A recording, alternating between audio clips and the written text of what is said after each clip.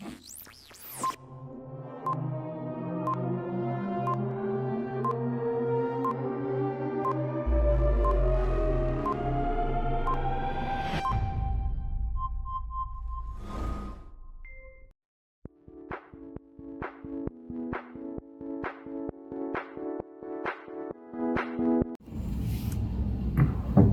morning, everyone.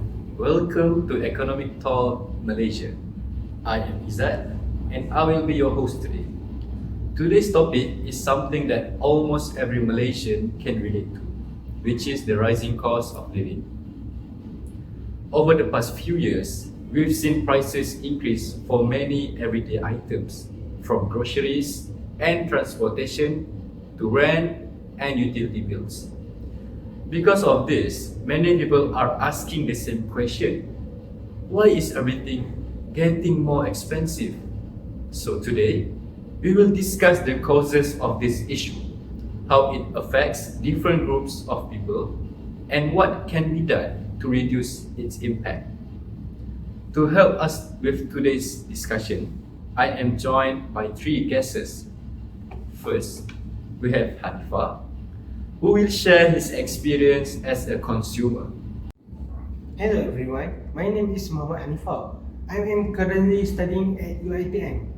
I am here representing as a consumer in this economy. It is my pleasure to be here. Next, we have Izzuddin, who owns a small business. Hi everyone, my name is Izzuddin. I am the founder of Novatrat, a clothing brand that focuses on modern, comfortable and affordable fashion for young adults. I started this business because I wanted to create a casual, stylish clothing that people can wear every day. And finally, you have Ikhwan, who will explain this issue from an academic perspective. Hi everyone, I'm Ikwan, an economist at a private company, and today I'll be presenting the economic perspective of our topic. Thank you all for joining us today. Hanifa, let's start with you. Recently, many Malaysians have been saying everything feels more expensive nowadays. Do you feel the same way? Definitely. I think almost everyone has noticed the differences. Even buying groceries doesn't feel the same anymore. A few years ago, RM100 could buy almost everything I need. Now, the same groceries can easily cost around RM120 or even more. Sometimes I look at the receipt and think, wow, I only bought a few items. Because of that, I've become much more careful with my spending. I compare prices before buying something. If there's a promotion, I usually wait instead of buying it immediately. I've also reduced eating outside. A meal that used to cost around RM8 can now cost around RM10 or RM12. It doesn't sound like a huge increase, but when you eat outside several times a week, it really affects your monthly budget. After paying for food, transportation, rent and utility bills, there's not much money left for savings. So nowadays, I only buy things that I really need. I can actually relate to that. Sometimes, I go to the supermarket thinking I will only spend around RM50, but somehow I end up spending much more than I planned. Hanifa, I am curious. Which expense has increased the most for you? Well, for me, it's definitely food. Whether I cook at home or eat outside, food is much more expensive than before. Transportation also has become more expensive, especially when I need to travel more often. So overall, I need a bigger monthly budget just to maintain the same lifestyle. That's a really good point. So, from what you've shared, the rising cost of living isn't just about paying a few ringgit more. Over time, it changes the way people spend, save, and even plan their daily lives. Now, let's hear another perspective. Many consumers believe businesses simply increase prices to earn more profit. Izzuddin, as a business owner, What do you think about that? Is that really the case? Thanks, Izzat. For me, to be honest, I understand why many people think businesses increase prices just to make more profit. If I were a customer, I might think the same way too. But after running a business, I realized it's not as simple as that. The biggest challenge for us is the increase in operating costs. The prices of raw materials have gone up. Transportation costs are higher. Electricity bills have also increased. If we import product or materials, changes in global prices and exchange rates also affect our business. When all these costs increase, we sometimes have no choice but to adjust our selling prices. It's not because we want to charge customer more, it's because we still need to pay our supplier, worker, rent and other business expenses. So, from your point of view, increasing prices is more about keeping the businesses running than making extra profit. Yeah, exactly. Most business owners don't enjoy increasing prices. We know customers won't be happy. In fact, when prices go up, some customers buy few products. Some stop buying completely. So businesses are also under pressure. Sometimes people think businesses are only ones benefiting. But the reality is businesses are also trying to survive in the same economic situation. But let me ask you this. Besides higher costs, what has been the biggest challenge for your business recently? Okay, I think I would say each customer spending. Nowadays, people are much more careful with their money. Instead of buying several items, they may only buy one. Some customers also wait for promotion or discount before making a purchase. So, even though prices are higher, sales don't always increase.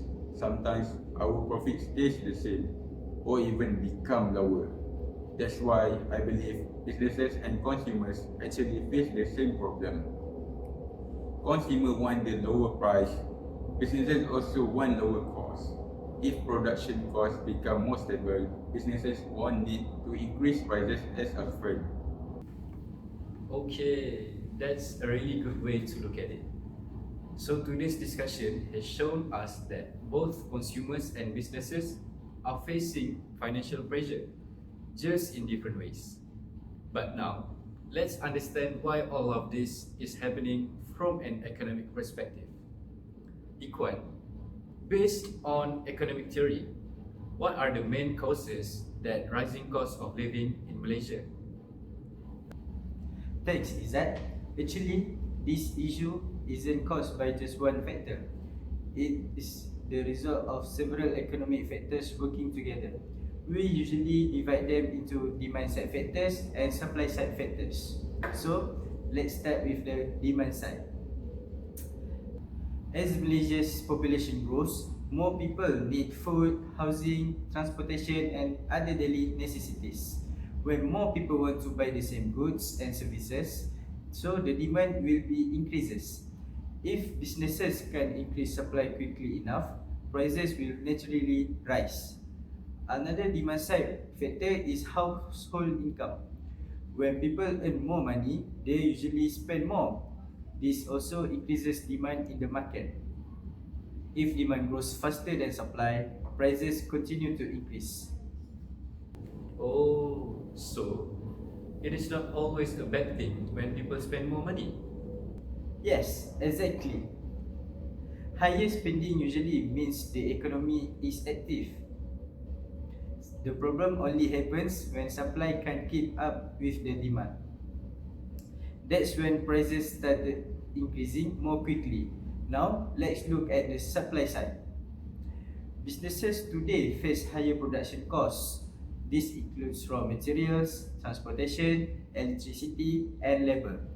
Many businesses are also depend on imported materials. So when the global prices increases or supply chains are disrupted, production become more expensive. To cover these highest costs, businesses often increase their selling price. So that's why Hanifa pays more. and New Zealand also has to charge more. Exactly. That's why we can't blame only consumers or only businesses. Both are affected by the same economic situation.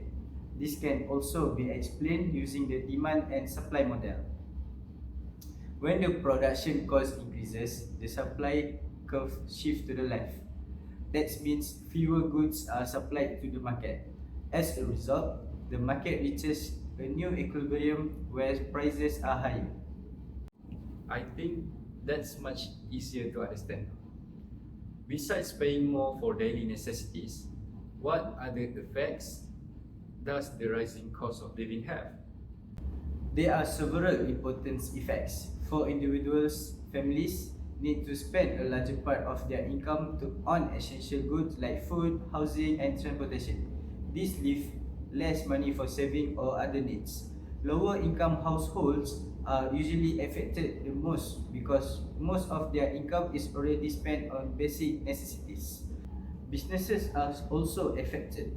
When consumers become more careful with their spending, businesses may experience lower sales. At the national level, if people continue reducing their spending for a long time, economic growth may also slow down. So, what has the government done to help reduce this problem? So, the government has introduced several measures. One of them is the Overnight Policy Rate or OPR managed by Bank Negara Malaysia. When inflation becomes too high, Bank Negara may increase the OPR.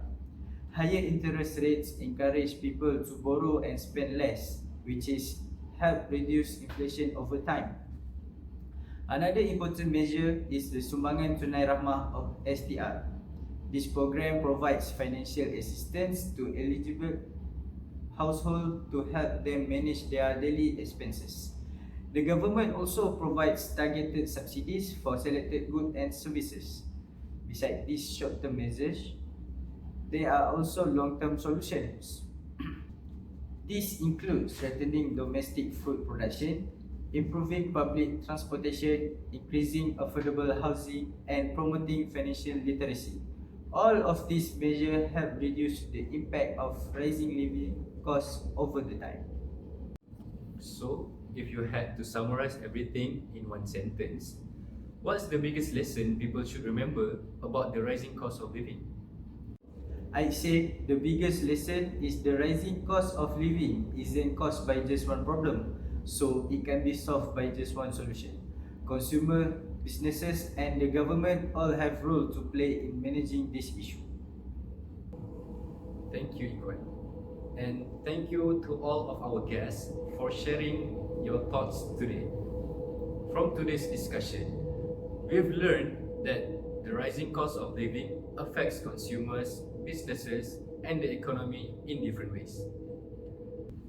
We've also seen that the issue is caused by both demand side and supply side factors, and that different policies such as OPR, STR, and long-term measures all play an important role. Hopefully, today's discussion has helped everyone understand this issue a little better. On behalf of our group, thank you for watching Economic Talk Malaysia. Have a great day and thank you.